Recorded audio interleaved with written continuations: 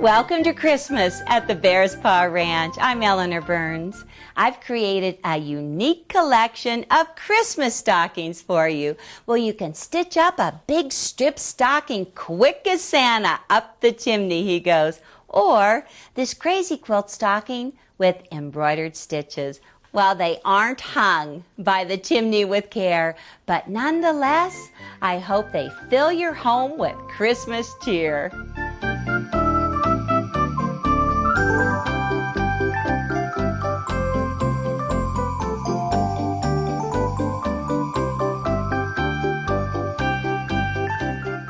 In the early 19th century, the tradition began of hanging stockings from the mantle. Well, the tradition was inspired by the legend of St. Nicholas and his generosity toward the poor. Well, he filled their stockings with gold coins. Well, I don't have a mantle or a fireplace here at the Bear's Paw, but we do hang our stockings every year from the stairway. Well, it's become the highlight of Christmas Day as everyone scrambles for their stocking. I usually have 10 stockings in a row for the adults, plus stockings for the dogs. Now, the challenge is to find something unique for everyone. Well, I begin the search early in the year.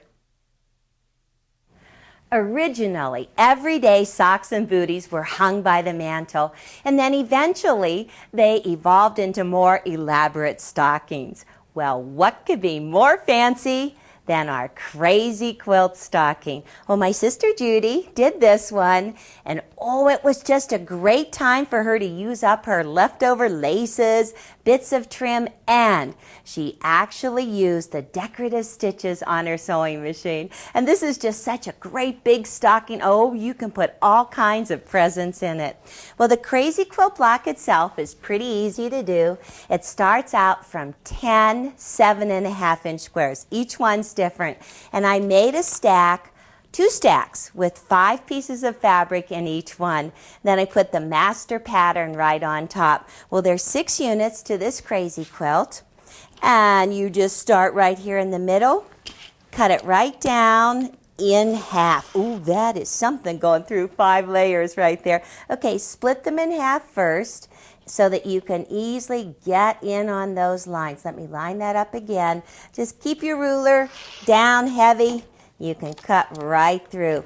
Okay, this is the first half, 3 units in it. And then go to the second half, cut right here first, and then just separate this top part and cut it in half again. 6 pieces. You sew all back together. That is pretty crazy, isn't it? Okay, so take all of the pieces of paper. You don't need to use these anymore. Just stack them all up and get rid of them. Couple more here.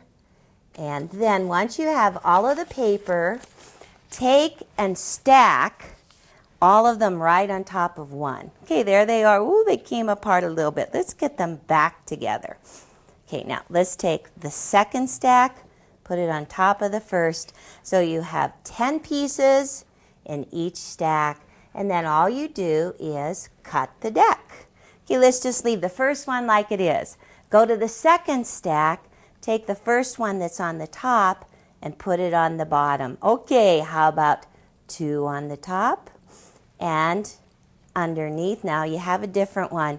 And so you just keep on going, making sure that you have a different fabric on the top of the stack each time. This is looking good. How fast can this go?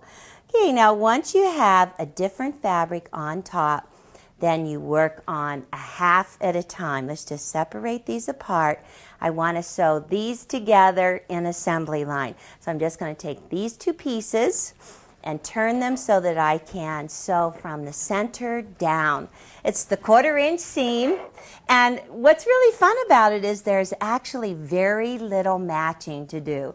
Just flip it right sides together and sew through. We're actually going to sew oversized pieces and then square them up in the end. Now, how fun is that? Okay, so that's one piece.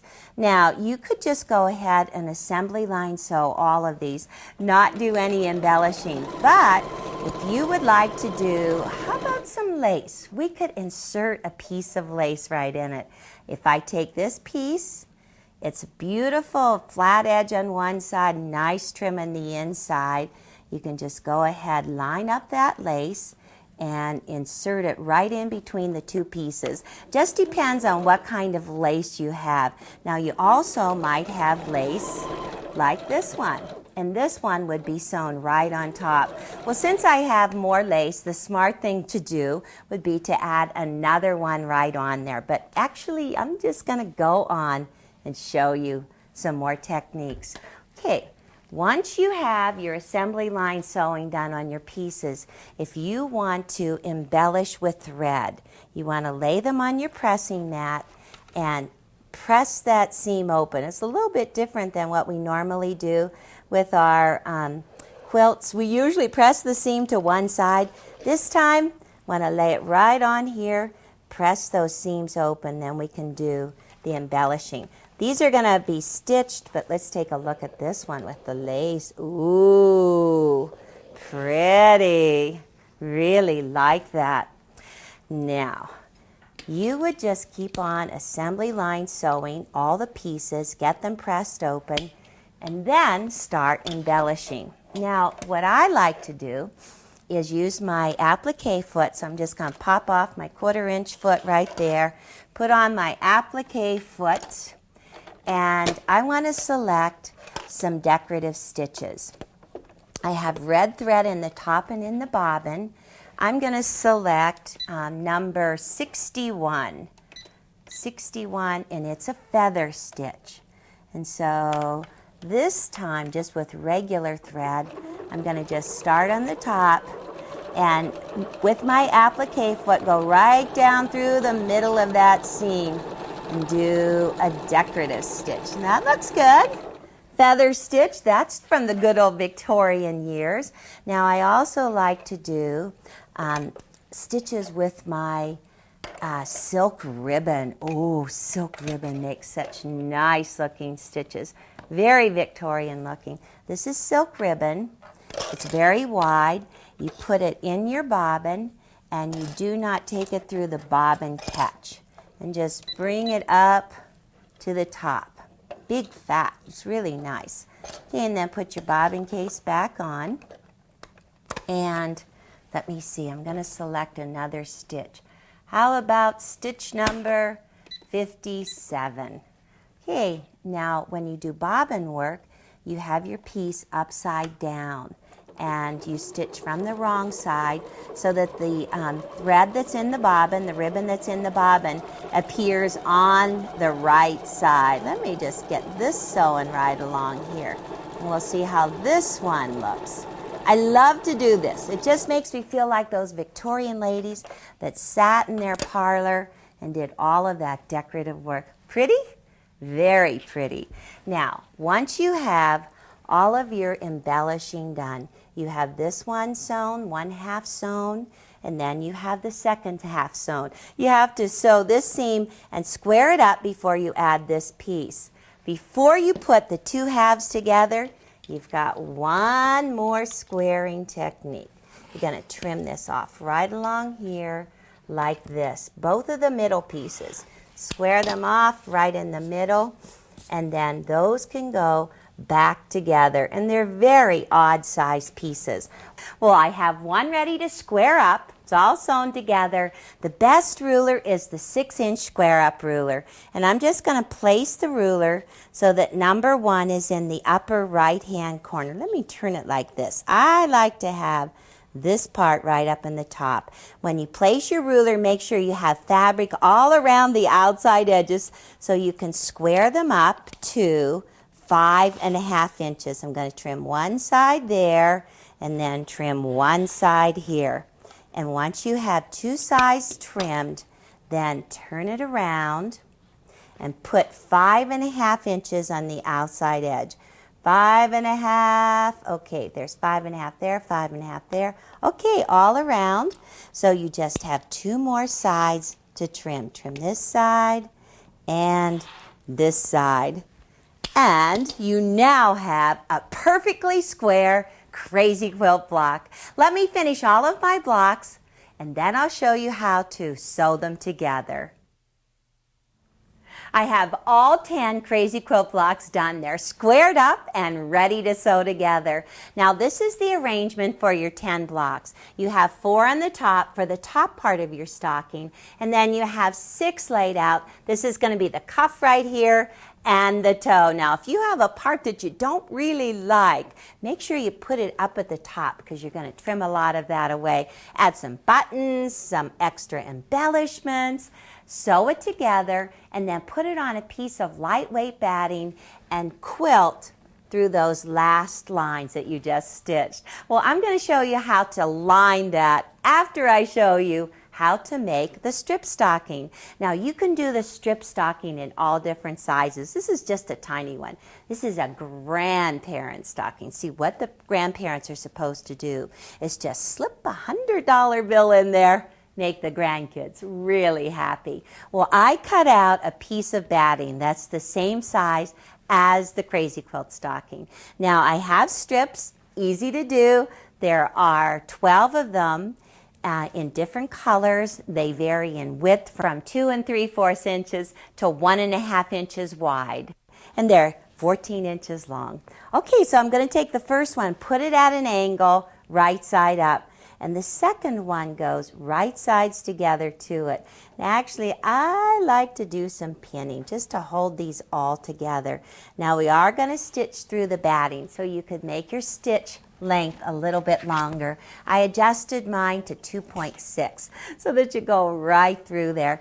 Well, you can still use your 1/4 inch foot and just hold on to the end of it. Just zip right through. This gives such a nice dimension. Doing the quilting right on the stocking. Okay, this is actually so easy as well that children can do this. Oh, I remember when Orion made one for his 4th grade teacher. Okay, take that top strip, fold it up, make sure you do a lot of pressing. Get another strip, maybe a different width. Let me see, how about this one? I think this will look great beside it. Lay it right side up. Make sure that you cover your batting. You don't want to be short on your strip. Okay, place it right sides together and just sew right through. And he ran into the kitchen as he was sewing. He said, "Oh, Mommy, I'm so happy when I sew." Well, it really is fun for kids. When I went back to Pennsylvania after I moved to California, I made everybody a strip stocking. So much fun. Okay, now you just keep on going. Fold this up. You completely cover your strip stocking going out this way, and then you start on the other side. Pick a different color. How about a red? And that way you put it like this, sew it through, and fold it down that way. Oh, in about 15 minutes you could have this completely covered. Well, I want to show you some of the embellishments. We put some little berries and little holly leaves right on here. They're lots of fun to do. Just take a template, make your holly leaf, and 2 pieces of fabric. Place them right sides together, trace the holly on the fabric, and then sew on the line. Well, I cut a small hole in this one and turned it right side out because this hole is going to be covered up on the big stocking with the berries. The berries are from 2.5 inch circles, and it's fun to use the Circle Master that you can just draw your 2.5 inch circles, or just go in your kitchen, find something that's 2.5 inches and just trace right around there and make 3 of them. Cut out your 2.5 inch circles. This is a hand sewing project. This is good TV work. So just take a small piece of batting, kind of roll it up like this, put it right inside, and then we're just going to gather stitch around the outside edge. And this is another time, oh, you can just do some big old ugly stitches. You know, the Victorians changed the whole way Christmas was done. The Victorian people were to give away their gifts, their money, their luxury. Well, they talked about the poor child's stocking, and the poor child's stocking just had an apple, an orange, and some nuts in it. And I thought, phew, That's exactly what our stockings were like at Christmas. And that's what my mom and dad gave us. And boy, we look forward to it every time. Okay, 11, I'm nearly back to where I started. Big old stitches. Now once you have that completely stitched in that circle, put that stuffing in there. Draw the stuffing up tight. Draw the circle up tight. And you can just go ahead and embellish. Have it all ready for the top of the stocking. Let me get everything sewn. I'll show you how to line. Both stockings are quilted now. As soon as I had the strips on this one, I just turned it over from the batting side and trimmed the strips to match the batting. Well, the crazy quilt is also finished. I've stitched through all of the lines, the last lines that we quilted, and this is ready to go. Whenever you put your stocking pattern on there, you'll see there's lots of extra to trim away. You can use those for another little stocking. Well, the lining is just so much fun. There are 3 pieces stacked up here, and the way you stack them makes it really easy to do. Take your backing fabric and place it right sides down, and then take your 2 lining pieces, place them right sides together. Put your stocking pattern on top and cut out your stocking. Now I'll show you how it works. Here's the 2 lining pieces, right sides together, backing right side down. So I'm just going to put my stocking, my strip stocking underneath, and just line up those outside edges. Pretty easy. You actually cut it so that you're all ready for sewing. I do like to use some pins. You know, whenever you have the batting in there, it tends to shift. And if you stick to thin batting, you're probably better off. I put my applique foot back on so I could have about a 1/2 inch seam allowance, and I did adjust my stitch to 3.0. That's a longer stitch, so I can go through all of these layers quickly.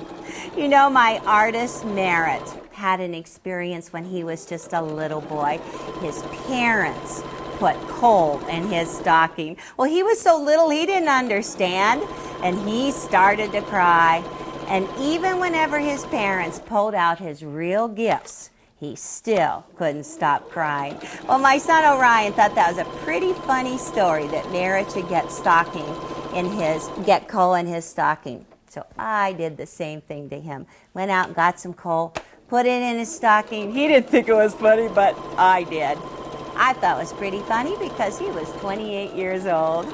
Well, actually, his stocking is pretty important to him. They all look forward to just what they're going to get in their stocking each year, and I spend a lot of time, a couple of months ahead, every time I'm out shopping, looking for stocking gifts. Round the whole way. Now, the rest of it is also incredible. I just think this is such a fun way to do a stocking. Take your hand now and reach it in beside your backing and your strip stocking. You do the same thing with your crazy quilt. Just grab hold of that toe, pull it right side out. And now whenever you see, I'm going to arrange it so that the lining is actually completely covered. Everything is going to have a finished edge on it. Looking good. Okay, now go inside and split apart the 2 lining pieces. And this is where we're going to put the cuff, right in there. The cuff was an 8-inch strip, and I have folded it in half, wrong sides together, and it's exactly the same size as the inside of the stocking. Now take the seam here on the cuff and place it with the seam on the stocking. And we're going to do one more thing. We want to hang this stocking. So take a little 2-inch by 6-inch strip, fold it in half twice, and then edge stitch it. And I'm just going to fold it down like this and right at this very same seam, line that up. And if we are lucky, when we turn this right side out, everything is going to work great. Let me just shove that in there. And this is a circle. You just want to have a circle the same size as the stocking. Okay, let me just put this right in there. You know, if you have a free arm on your sewing machine, it would work much better. Then that way you could just go completely around the circle. But if you just line it up in there and just hold tight onto that cuff, pedal to the metal and just keep on twisting as you sew around so that you get that whole circle stitched. A little bit more. Whoops, got a big seam right there. It's very heavy. Okay, keep on going right here. And I'm just about back to where I started. And once you have that completely sewn around, then all you have to do is pull the stocking out, and it's going to make everything completely covered. Let's see. Pull out the cuff. All of these raw edges are going to be completely covering the inside of the stocking. We've got the hanger right in the front. It is perfect.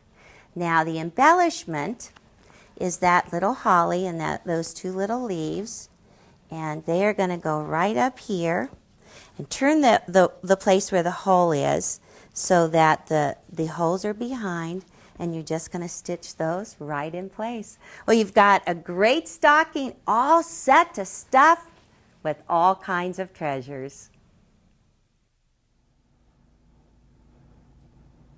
When I was growing up, we had these little net stockings that my mom made for us. Well, I clearly remember the day I was peeking into her sewing room as she secretly sewed decorative stitches on them. Well, this is my sister Kathy's stocking. She was Mary Kathleen. I was Eek because I was Eleanor Nagel. What a nickname. This is for my sister Patricia with a little decorative stitching. Now Judy's the baby girl, so she got this little cat stitched on hers. And for Bruce, my baby brother, well, this is a picture of us standing by the fireplace. You know, we were adults and still holding on to those stockings. Well, do your kids sit by the fireplace just waiting for Santa to fill their stockings? Well, this is my son Grant when he was just 5 years old, patiently waiting for Santa Claus. Gonna come down that chimney. Well, from the time he was a baby, Grant loved Santa. Here he is sitting on his lap, so sweet. But Orion was always a little leery of that bearded man. He's just sucking on his cone. He would rather be with his mom. And then the second picture, a little bit older and the same thing. He wants to get away from that bearded guy. Well, Santa always kept appearing at our house when he was least expected. Here he is, Christmas Eve. One of the kids fell asleep. He came by. And the next morning, Santa Claus pulled a big old bike out of that little old bag. Can you imagine that? Well, if your kids just love Santa Claus, you can make them a pillow to snuggle with. Well, this is actually a gluing project. It's easy to do with a little bit of sewing. Here's his nose and his face right here, big dark eyes, his beard down here, and his red hat on top. Well, the secret is paper back fusing. Now, there's a paper side to this product plus a fusible side. And you take the paper side, place it right on top of the master pattern, and just trace on the lines. Now, this is actually the hat piece. And then once you have the design just traced onto your paper back fusing, you place the fusible side on the wrong side of the fabric and press it in place. And it'll only take you about 2 to 3 seconds to press it in place. Then just trim on the line around the outside edge. And then all you have to do is just tear that fusing a little bit, pull the paper away, and the fusing is on the back side, ready to go. Then take the master pattern, this is what the master pattern looks like, and put it underneath your background. And trace all of those lines so you know how to position and fuse each one of those units in place. And then once each piece is fused in place, you take fusible bias tape and you just lay that on the lines, and you know you can also just press that down. Sounds like a lot of gluing to me. And then once you have Santa in place, All you have to do is just sew on both sides of the bias tape. It's just great fun. Well, enjoy making your family stockings they can enjoy year after year. And if Santa is your favorite jolly fellow, just add one of these to your holiday decorations.